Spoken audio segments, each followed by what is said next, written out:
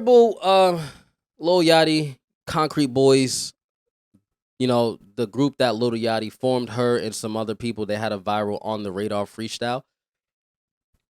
She came back and has been dissing everybody. Dissing Lil Yachty, making it seem like he never done nothing for her.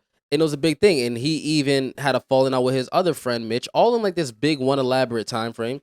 And he told the world that he was writing all of her music.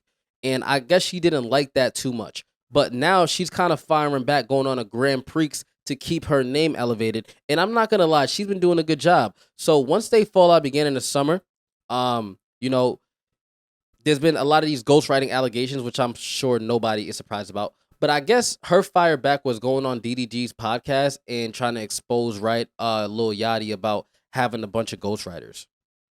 Let's see here. Like, that's how the industry is. Like, literally, almost everybody uses them.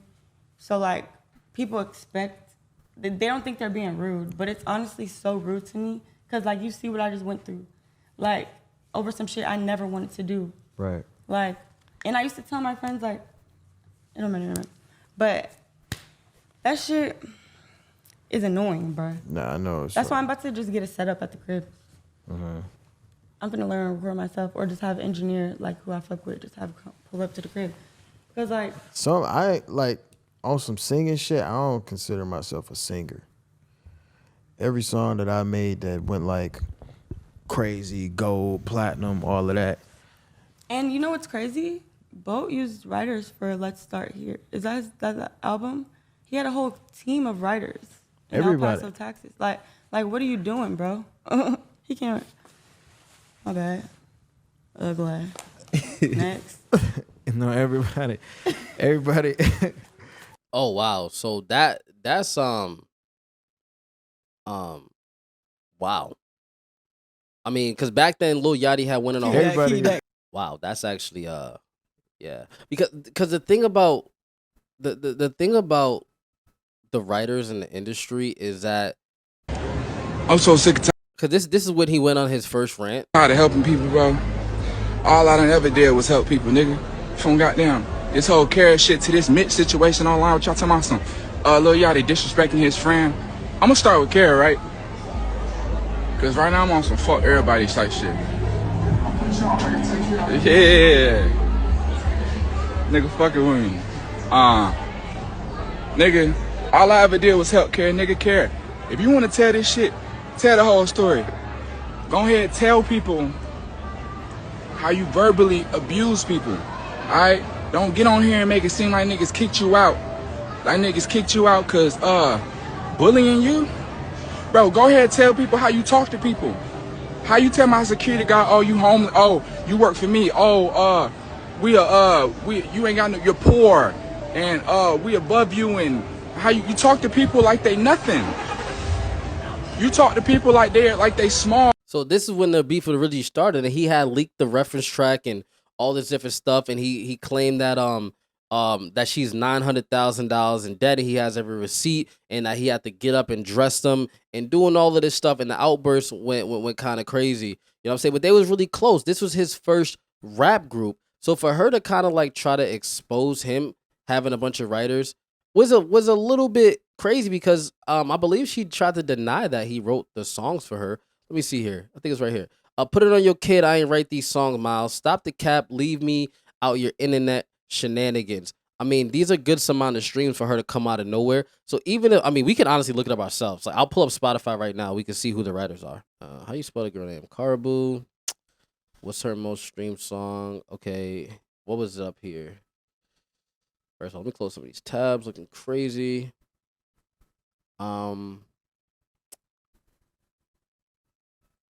Nope, that's not it. Hold up. All right, running late. Let's see here. So we just go to the song, right? We go to view credits. Written by. This is who it was written by. Let's see what Lil Yachty's real name is. What is Lil Yachty's real name?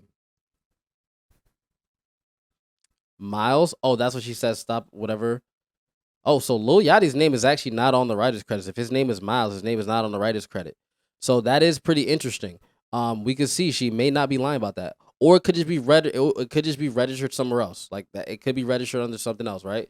Um, so that could be one thing. But his name is not on those writers credits for at least Spotify. And I'm showing y'all. It says written by. I don't see his name on this one either. So this one is different. This one is very, very interesting because I don't see Yachty's name on here nowhere. I don't see his name because it says his name is Miles Sparks. But yeah, I think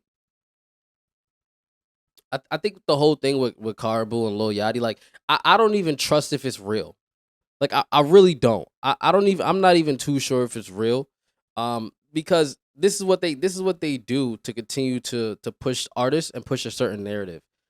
So like she's still under contract. She's still Lil Yachty's artist more than likely. He's still gonna make money off of her. Like they could probably have a personal hate relationship, but you know what makes her more relevant? Talking about Lil Yachty. And so Lil Yachty had to come out and say no one has ever wrote for me. But you know what makes these rappers relevant is people talking about them in negative ways, even if it's not real. Because you got to keep the conversation going. Mind you guys, remember, it is fourth quarter. This is when you start to see shit like this resurfacing. The music industry is a business too. It's not just like some little joke. These people got to make money. Some people got to get paid. Bills got to get paid. So you got to start talking shit. You got to start going on podcasts saying, oh, I'm going to expose this person and this, and this. This is how the game goes, guys. This is how it goes. Now she's in all the headlines. No one's ever wrote for me, just for the record. Because this is how the game goes. So I don't know what to believe, but I do believe that Karrahbooo is probably the most marketable out of the Concrete Boys. Because we don't hear about none of them else right now going on a press run. Only her. Only her. So I'm not too sure if she's just the most marketable. If she's the most trendy. She only has 500,000 monthly listeners. I don't know who else consists of the Concrete Boys. But if you could look at their streams, I just don't believe nothing that I hear. Because I know these people need to sell records, bro. I know they do. So I don't know about this. I think it's pretty weird. Their whole beef situation.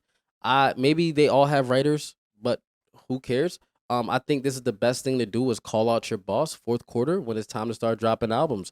And don't be surprised if you see Karrahbooo drop some music in the near future because this is just how the game goes.